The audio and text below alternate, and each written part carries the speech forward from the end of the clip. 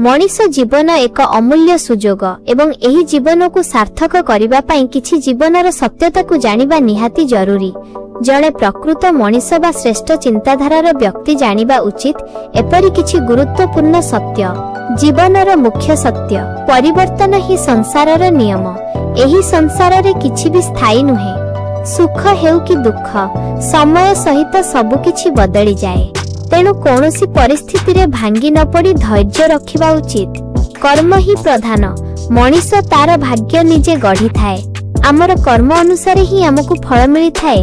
तेणु सबु बेले भल कर्म करिबा जरूरी। अहंकार सर्वनाशर कारण। अहंकार बा गर्व मनीषर सबुठु बड़ शत्रु। जेउ व्यक्ति निजकु सबुकिछि ज्ञान करे तार पतन निश्चित। वर्तमानर मूल्य अतीत को बदला जाई परिबो नाही एवं भविष्यत काहारी अधीन रे नाही। केवल वर्तमान ही आम हातरे अछि। तेणु वर्तमान को सठिक भावे उपभोग करिबा उचित। संपर्कर प्रकृत मूल्य। जीवन रे टंका पैसा अपेक्षा मनीष एवं संपर्कर मूल्य बहुत अधिक।